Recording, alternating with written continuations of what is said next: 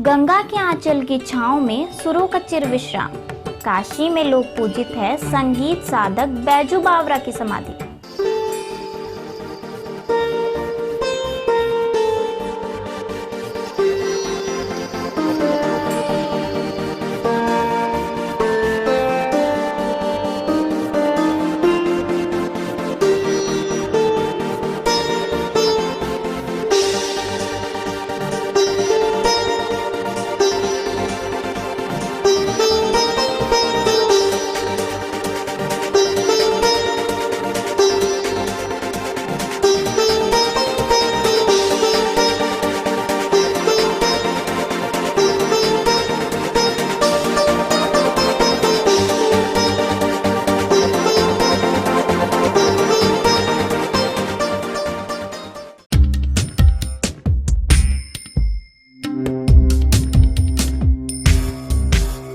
लोक कथाओं से लगायत फिल्मों तक एक मिथ बन चुके अकबरकालीन विद्रोही गायक बावरे बैजू का व्यक्तित्व, कृतित्व व पहचान हमेशा से भारतीय लोकमानस के लिए जिज्ञासा का विषय रहा है। भारतीय सुर संगीत के प्रीति पुरुष स्वामी हरिदास के 2 अनन्य शिष्यों में से एक तानसेन जहां दरबारी गायकी के प्रतिमान बने, वहीं राजाश्रय को ठोकरों में रखने वाले बैजू बावरा भक्ति संगीत के पर्याय बन गए।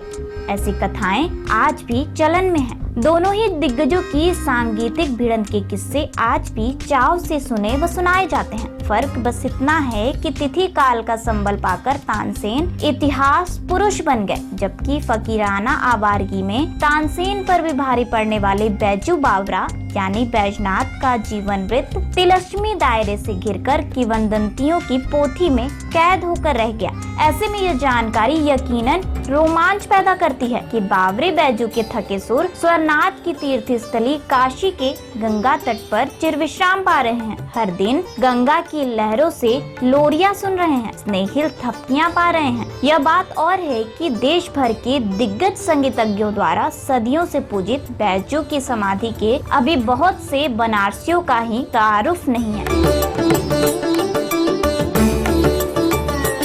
पंजाब से प्रकाशित एक पत्रिका की बरसों पुरानी कतरन मार्गदर्शक पंक्ति है, गूंज उठी रणभेरी के बैजू बावरा समाधि स्थल खोज अभियान का, जिसमें इस महान गाथा की स्मृति में दशकों से आयोजित होते चले आ रहे इस संगीत समारोह के हवाले से काशी में बैजू की समाधि स्थल के बारे में भी संकेत दिए गए हैं। इन्हीं इशारों का टोका पकड़कर मिलती है रणभेरी की टीम इस आयोजन के कर्ता धर्ता पंडित श्याम कुमार पांडे ओम दत्त से।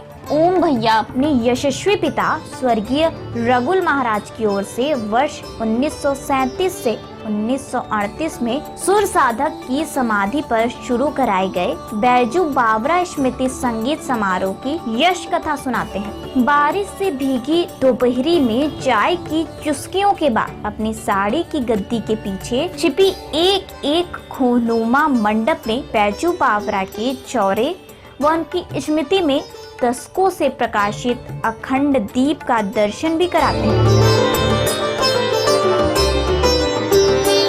किसी रहस्यमयी पौराणिक गुफा में अवस्थित मिट्टी के चौरे के ठीक सामने पश्चिमी दीवार पर चस्पा संगमरमरी शिलापट्ट की इमारत या समाधि है संत बैजू बावरा की। यह तो बताती है, अलबत्ता कालखंड का कोई जिक्र न होने से बैजू कब यहाँ आए, कितने दिनों तक साधना की और कब यहाँ समाधिस्थ हुए जैसी कई जानकारियाँ अप्रत्यक्ष ही रह जाती हैं। ऐसे में समाधि गुफा की बनावट, उसकी प्राचीनता का अनुमानित आकलन और उसके साथ जुड़ी काशी के लोकमानस की मान्यताएं ही शेष रह जाती हैं। किसी निश्चित अनुमान तक पहुंच पाने के लिए गुगुल लोबान की नियमित धूप क्रिया तथा दीपदान पुष्पांजलि से सुवासित गुफा की सीलन से भीनी किंतु लिपि पुती दीवारें ही बताने को काफी हैं कि समाधि का इतिहास दशकों का नहीं अपितु शतकों के समय काल के थपेड़े झेल चुका है। समाधि गुफा की दीवारें काशी के अवधूत संतों,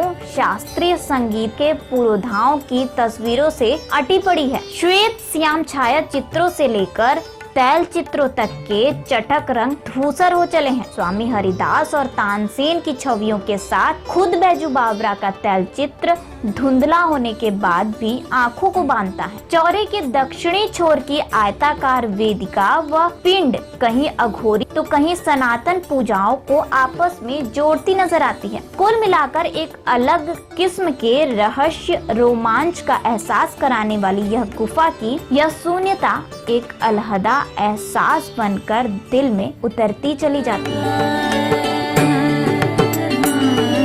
रघुल महाराज के कनिष्ठ पुत्र श्याम कुमार सपाट बयानी के साथ बताते हैं कि हमारी ऐसी कोई मंशा नहीं है कि किसी ऐतिहासिक शोध के आधार पर हम इसे बैजू की समाधि बताएं और अपना खरा दावा दर्ज कराएं। यह जरूरी है कि काशी के जनमानस की मान्यता के साथ ही देश भर के गुणी जन बरसों से यहाँ आते रहे हैं और स्वरांजलियों के साथ देहरी पर माथा टिकाते रहे। स्वामी हरिदास की भक्ति संगीत परंपरा के ध्वजवाहक गुरुदेव विष्णु दिगंबर पलुस्कर मैहर घराने के प्रीति पुरुष बाबा अलाउद्दीन खान साहिब व सनत बनर्जी आमिर खान साहिब, पंडित रविशंकर, पंडित भीमसेन जोशी, सितारा देवी, पंडित किशन महाराज ठाकुर, राजभान सिंह जैसे संगीत के सलाका पुरुष यहाँ हाजिरी लगा चुके हैं। इनमें से कई ऐसे हैं जिन्होंने बैजू बावरा स्मृति संगीत समारोह में गाया बजाया है और कई ऐसे भी हैं जिन्होंने बैजू बावरा स्मृति सम्मान को अपने सिर माथे लगाया है।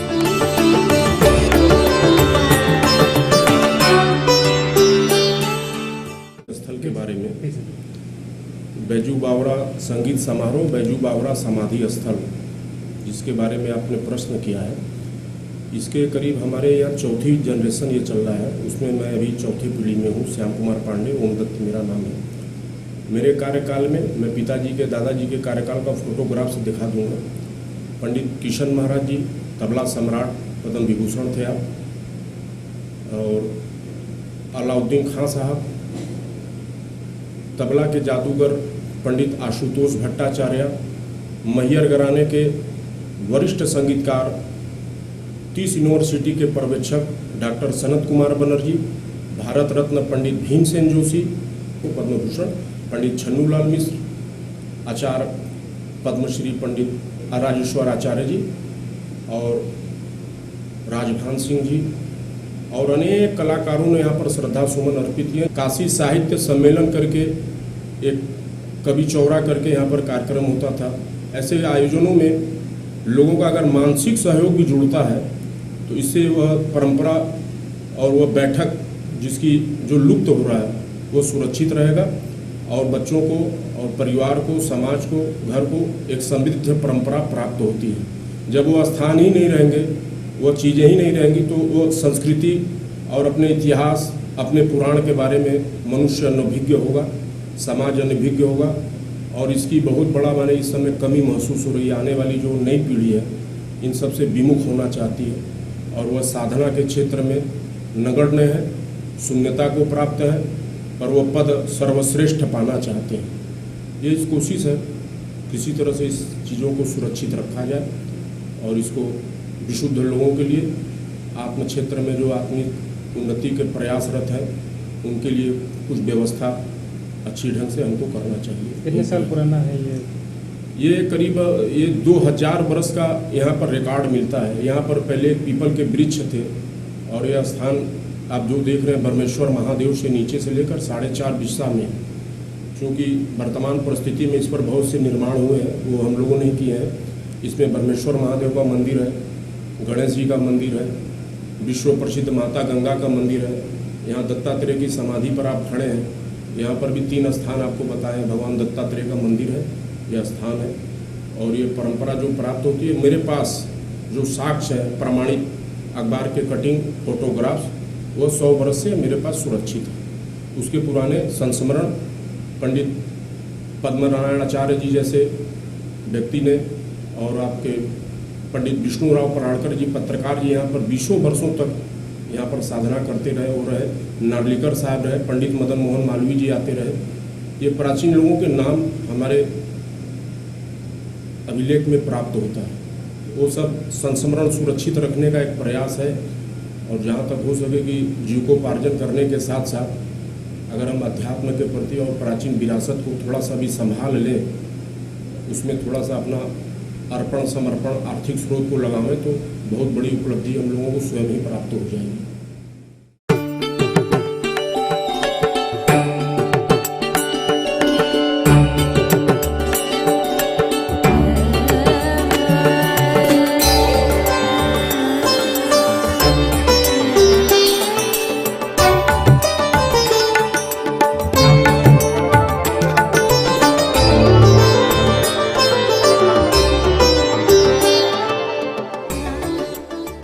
खबरों से जुड़े रहने के लिए रणबीरी न्यूज़ को सब्सक्राइब करें और बेल आइकन को प्रेस करें।